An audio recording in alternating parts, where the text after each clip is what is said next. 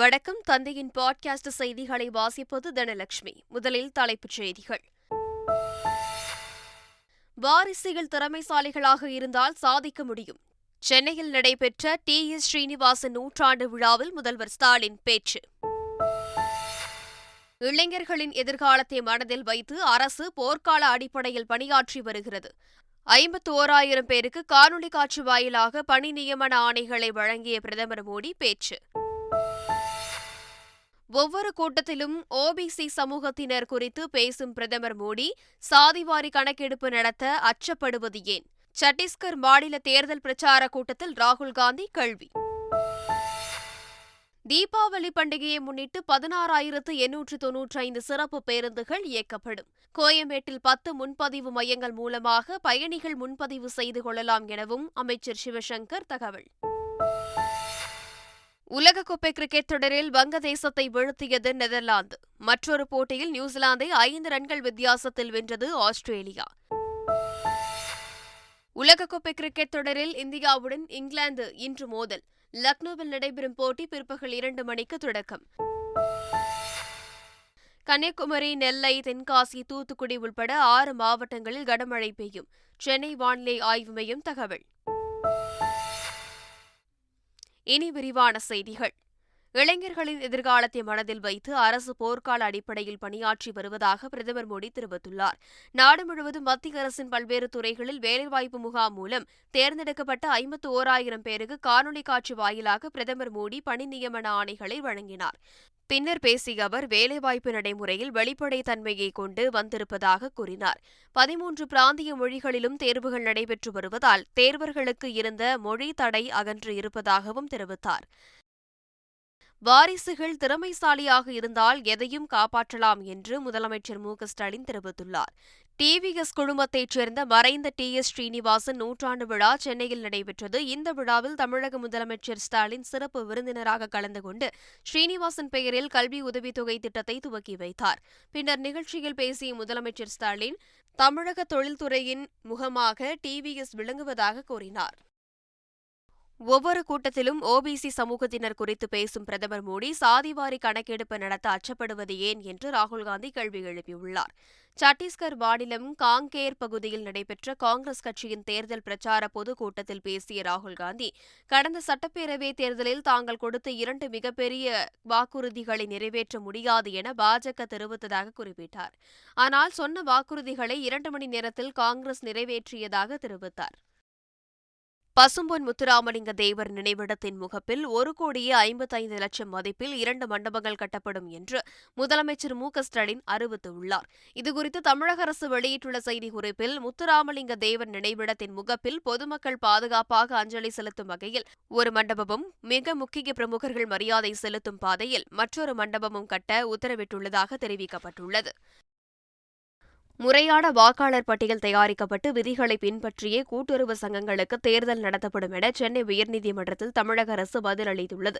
தமிழகத்தில் உள்ள கூட்டுறவு சங்கங்களின் உறுப்பினர் பட்டியலை திருத்தாமல் தேர்தல் நடத்தக்கூடாது என உத்தரவிடக் கோரி உயர்நீதிமன்றத்தில் மனு தாக்கல் செய்யப்பட்டது. அந்த மனு மீதான விசாரணையின் போது வாக்காளர் பட்டியலை சட்டத்திற்கு உட்பட்டு திருத்திய பிறகே தேர்தல் நடத்தப்படும் என அரசு தரப்பில் தெரிவிக்கப்பட்டது.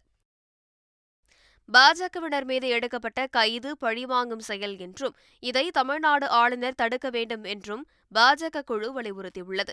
முன்னாள் மத்திய அமைச்சர் சதானந்த கவுடா உள்ளிட்ட 4 பேர் கொண்ட பாஜக குழு கிண்டியில் உள்ள ஆளுநர் மாளிகையில் ஆர்.என். ரவியை அவர்கள் சந்தித்து மனு அளித்தனர்.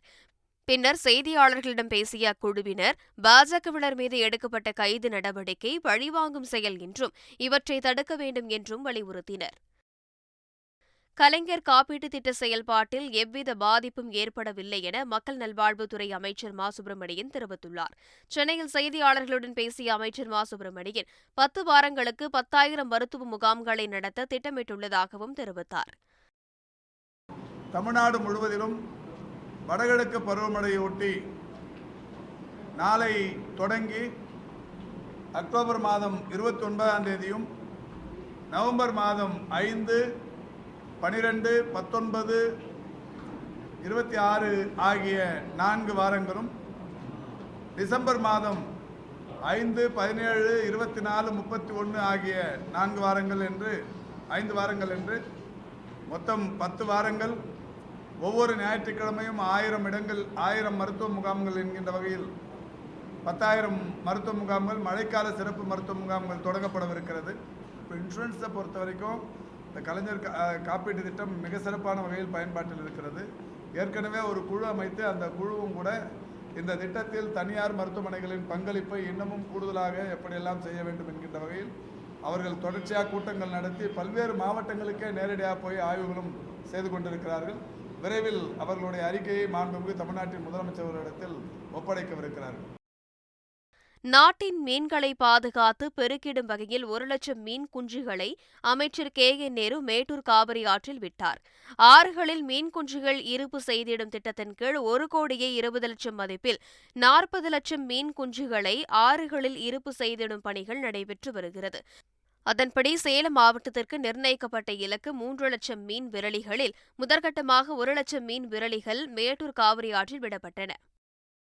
100 நாள் வேலைவாய்ப்பு திட்டத்திற்கான நிதியை கடந்த சில வாரங்களாக ஒன்றிய அரசு நிறுத்தி வைத்துள்ளதால் மக்கள் அவதிப்பட்டுக் கொண்டிருப்பதாக திமுக MP கனிமொழி குற்றம் சாட்டியுள்ளார். சில வாரங்களாக உங்களுக்கு தர வேண்டிய ஊதியம் சரியாக வந்து சேரவில்லை என்பது தொடர்ந்து வைக்கக்கூடிய ஒரு கோரிக்கையாக இருக்கிறது. இது தமிழ்நாட்டில் மட்டும் இல்ல, இந்தியா முழுவதும் பல்வேறு பகுதிகளிலே மக்கள் சந்தித்துக் கொண்டிருக்கக்கூடிய பிரச்சனை. ஏன்னா இந்த 100 நாள் வேலை என்பது மாநில அரசாங்கம் அதுக்கு தர வேண்டிய சம்பளத்தை மாநில அரசாங்கமும் மத்திய அரசாங்கமும் ஒன்றிய அரசாங்கம் இப்பொழுது பிஜேபி மோடி அவர்களும் சேர்ந்து தர வேண்டிய அந்த நிலை இருக்கிறது. நம்மளுடைய பங்குக்கு நம்ம கொடுத்தாச்சு.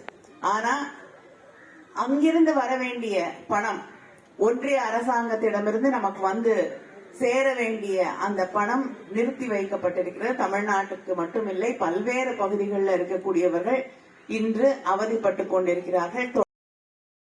காவிரி விவகாரத்தில் முதலமைச்சர் ஸ்டாலின் கர்நாடக அரசுக்கு கடிதம் எழுதாமல் மத்திய அரசுக்கு கடிதம் எழுதுகிறார் என்று பாஜக மாநில தலைவர் அண்ணாமலை குற்றம் சாட்டியுள்ளார். நாமக்கல்லில் இருந்து சேலம் செல்லும் சாலையில் நடைபயணம் மேற்கொண்ட அவர் பொதுமக்கள் முன் பேசினார். அப்போது தமிழகத்தில் பல பிரச்சினை உள்ள போதும் ஆரியம் திராவிடம் பற்றி முதல்வர் ஸ்டாலின் பேசுவதாக கூறினார். நீட் தேர்வு பிரச்சினைக்கு நீதிமன்றம் போகாமல் கையெழுத்து இயக்கத்தில் ஈடுபடுகிறார்கள் என்றும் திமுக மீது குற்றம் சாட்டினார். தீபாவளி பண்டிகையை ஒட்டி ஆம்னி பேருந்து கட்டணம் கடந்த ஆண்டை விட மேலும் 5% குறைக்கப்பட்டுள்ளதாக அமைச்சர் சிவசங்கர் தெரிவித்துள்ளார். மேலும் இந்த ஆண்டு தீபாவளி பண்டிகைக்கு 16,895 சிறப்பு பேருந்துகள் இயக்கப்படும் என போக்குவரத்து துறை அமைச்சர் சிவசங்கர் அறிவித்துள்ளார். சென்னையிலிருந்து கூடுதல் சிறப்பு பேருந்துகள் இயக்குவதற்கு திட்டமிடப்பட்டிருக்கிறது. அந்த கூடுதல் சிறப்பு பேருந்துகள் கடந்த ஆண்டைப் போலவே மாதாவரம் புதிய பேருந்து நிலையம், கலைஞர் கருணாநிதி நகர் மாநகர போக்குவரத்து கழக பேருந்து நிலையம், தாம்பரம் அறிஞர் அண்ணா பேருந்து நிலையம், தாம்பரம் ரயில் நிலைய பேருந்து நிறுத்தம், பூந்தமல்லி பைபாஸ் பேருந்து நிறுத்தம், டாக்டர் MGR பேருந்து நிலையம் கோயம்பேடு ஆகிய இடங்களிலிருந்து அந்த பேருந்துகள் இயக்கப்பட இருக்கிறது. வழக்கமாக ஒவ்வொரு நாளும் 2100 பேருந்துகள் சென்னையிலிருந்து மற்ற பகுதிகளுக்கு இயக்கப்படுவது வழக்கம். அந்த வகையில் இந்த 3 நாட்களில் இன்னும் கூடுதலாக 4675 சிறப்பு பேருந்துகள் இயக்கப்பட இருக்கிறது. இந்த 3 நாட்களுக்கு இயக்கப்படுகின்ற 2100 பேருந்துகள் மற்றும் இந்த 4675 பேருந்துகள் என 10,975 பேருந்துகள் இயக்கப்பட இருக்கிறது. ஐப்பசி மாத பௌர்ணமியை ஒட்டி இந்தியா முழுவதும் உள்ள சிவன் கோவில்களில் அன்ன அபிஷேகம் நடைபெற்றது. தஞ்சை பெருவுடையார் கோவிலில் 1000 கிலோ அன்னத்தால் உற்சவருக்கு சிறப்பு அன்னாபிஷேகம் நடைபெற்றது. பக்தர்களால் வழங்கப்பட்ட 1000 கிலோ அன்னம், 750 கிலோ காய்கறிகள் மற்றும் 150 கிலோ பழங்களால் உற்சவருக்கு சிறப்பு அலங்காரம் செய்யப்பட்டது. அதேபோல் கங்கை கொண்ட சோழபுரத்தில் உள்ள கோவிலிலும் அன்ன அபிஷேகம் நடைபெற்றது. ராமேஸ்வரம் காசி ஆன்மீக பயணத்தில் நடப்பாண்டு 300 நபர்கள் அழைத்து செல்லப்பட உள்ளதாக அமைச்சர் சேகர்பாபு தெரிவித்துள்ளார். அதற்கான விண்ணப்பங்களை இந்து சமய அறநிலையத்துறை மண்டல இணை ஆணையர் அலுவலகங்களில் பெறலாம் எனவும் தெரிவிக்கப்பட்டுள்ளது. விருதுநகரில் கடந்த ஒரு வாரத்தில் மட்டும் பட்டாசு தொழிற்சாலைகள், கிடங்குகள் மற்றும் கடைகள் உட்பட 65 நிறுவனங்கள் மீது வருவாய்த்துறையினர் நடவடிக்கை எடுத்துள்ளனர். தீபாவளி பண்டிகையை முன்னிட்டு வெடி விபத்துகளை தடுக்கும் வகையில் நடத்தப்பட்ட ஆய்வில் கடந்த ஒரு வாரத்தில் மேற்கொள்ளப்பட்ட ஆய்வில் பாதுகாப்பு விதிமீறல்களில் ஈடுபட்ட 65 நிறுவனங்கள் மீது வருவாய்த்துறையினர் நடவடிக்கை எடுத்துள்ளனர். தூத்துக்குடி விமான நிலையம் மற்றும் போயஸ் கார்டன் சாலைக்கு பத்மஸ்ரீ டாக்டர் சிவந்தி ஆதித்தனார் பெயரை சூட்ட வேண்டும் என தமிழக அரசுக்கு வலியுறுத்தப்பட்டுள்ளது. தமிழ்நாடு டாக்டர் சிவந்தி ஆதித்தனார் நற்பணி மன்றத்தின் பொதுக்குழு கூட்டம் சென்னை எழும்பூரில் நடைபெற்றது. மன்றத்தின் மாநில தலைவர் சபேஷ் ஆதித்தன் தலைமையில் நடைபெற்ற கூட்டத்தில் சீபா ஆதித்தனாரின் வாழ்க்கை வரலாறு பள்ளி பாட புத்தகத்தில் இடம்பெற செய்ய வேண்டும், தமிழ்நாடு உடற்கல்வி மற்றும் விளையாட்டு பல்கலைக்கழகத்திற்கு டாக்டர் சிவந்தி ஆதித்தனார் பெயரை சூட்ட வேண்டும் உள்ளிட்ட தீர்மானங்கள் நிறைவேற்றப்பட்டது. வடமாநில தொழிலாளர்கள் தங்களது சொந்த மாநிலங்களை விட தமிழகத்தில் பாதுகாப்பாகவும் மகிழ்வாகவும் பணிபுரியக்கூடிய சூழல் உள்ளதாக ஜார்க்கண்ட் மாநில ஆளுநர் CP ராதாகிருஷ்ணன் தெரிவித்துள்ளார். திருப்பூரில் நடந்த வடமாநில தொழிலாளர்களுடனான கலந்துரையாடல் நிகழ்வில் பங்கேற்று பேசிய அவர், திருப்பூர் ஜார்க்கண்ட் தினசரி ரயில் வந்து செல்ல நடவடிக்கை எடுக்கப்படும் என உறுதியளித்தார். மாணவர்களின் நல்லிணக்கத்தை மேம்படுத்தவும் மாணவர்களின் உயர்வுக்கு வழிகாட்டிடவும் உளவியல் அணுகுமுறையுடன் கூடிய முன்னெடுப்பாக அன்பாடும் 3 என்ற புதிய திட்டம் தொடங்கப்பட்டுள்ளது. எந்த பிரச்சினையையும் உளவியல் ரீதியாக அணுகும் வகையில் மாணவர்களுக்கு வழிகாட்டுதல்களும் இந்த திட்டத்தின் மூலம் வழங்கப்பட உள்ளது. சாதிய ரீதியிலான பூசல்கள் பிரச்சினைகளை களைந்திட நெல்லை மாவட்ட நிர்வாகம் புதிய முன்னெடுப்பை மேற்கொண்டுள்ளது. பெண் பத்திரிகையாளரிடம் அநாகரிகமாக நடந்து கொண்டதற்காக நடிகர் சுரேஷ் கோபி சமூக வலைதளங்கள் மூலம் மன்னிப்பு கேட்டுள்ளார். கோழிக்கோட்டில் செய்தியாளரிடம் பேசியபோது பெண் பத்திரிகையாளர் ஒருவரிடம் அவர் அநாகரிகமாக நடந்து கொண்டார். இதற்கு பத்திரிகையாளர்கள் சங்கம் மற்றும் பல்வேறு அரசியல் கட்சிகள் கண்டனம் தெரிவித்துள்ளன. இந்த நிலையில் ட்விட்டர், இன்ஸ்டாகிராம், ஃபேஸ்புக் ஆகிய சமூக வலைதளங்கள் மூலமாக சுரேஷ் கோபி மன்னிப்பு கேட்டுள்ளார். சீனாவின் ஹாங்சோ நகரில் நடைபெற்ற ஆசிய பாரா விளையாட்டுப் போட்டிகளில் இந்தியா 5ஆம் இடம் பிடித்து அசத்தியுள்ளது. ஆசிய பாரா போட்டிகளில் இந்தியா 29 தங்கம், 31 வெள்ளி, 51 வெண்கலம் என மொத்தமாக 111 பதக்கங்களை இந்தியா வென்றுள்ளது. ஆசிய போட்டிகள் வரலாற்றில் முன்னெப்போதும் இல்லாத அளவிற்கு இந்தியா இம்முறை அதிக பதக்கங்களை வென்று சாதனை படைத்துள்ளது. காசா முழுவதிலும் இணையம் மற்றும் தொலைத்தொடர்பு துண்டிக்கப்பட்ட நிலையில் தங்கள் ஊழியர்களை தொடர்பு கொள்ள முடியவில்லை என உலக சுகாதார அமைப்பு தெரிவித்துள்ளது.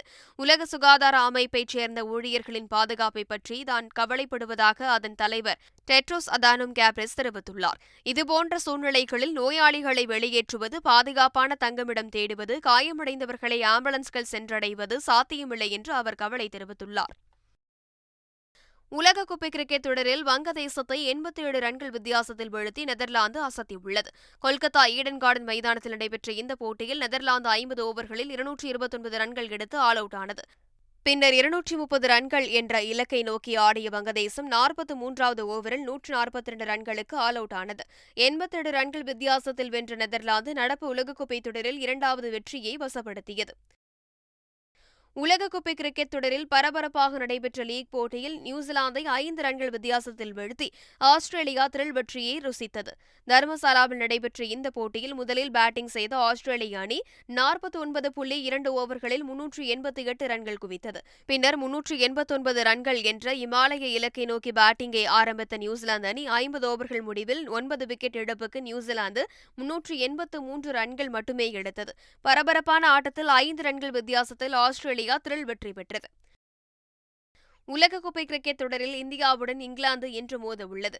லக்னோவில் நடைபெறும் இப்போட்டி பிற்பகல் 2 மணிக்கு தொடங்கவுள்ள நிலையில் மைதானத்தை சுற்றி பாதுகாப்பு பலப்படுத்தப்பட்டு உள்ளது. தோல்வியே இல்லாமல் தொடர் வெற்றிகளை குவித்து வரும் இந்தியா இங்கிலாந்தை வீழ்த்தும் முனைப்பில் விளையாடும். கன்னியாகுமரி, நெல்லை, தென்காசி, தூத்துக்குடி உள்பட 6 மாவட்டங்களில் கனமழை பெய்ய வாய்ப்புள்ளதாக சென்னை வானிலை ஆய்வு மையம் கூறியுள்ளது.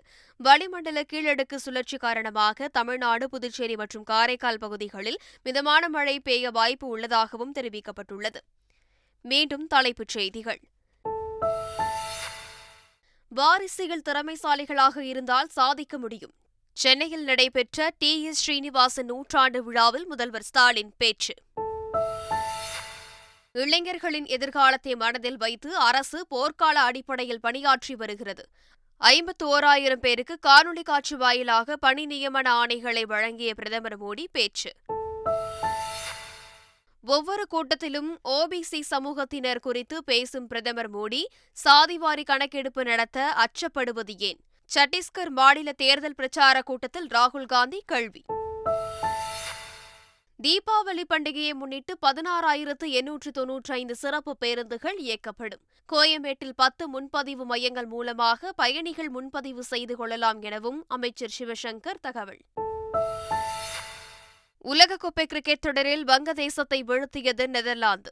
மற்றொரு போட்டியில் நியூசிலாந்தை 5 ரன்கள் வித்தியாசத்தில் வென்றது ஆஸ்திரேலியா. உலகக்கோப்பை கிரிக்கெட் தொடரில் இந்தியாவுடன் இங்கிலாந்து இன்று மோதல். லக்னோவில் நடைபெறும் போட்டி பிற்பகல் 2 மணிக்கு தொடக்கம்.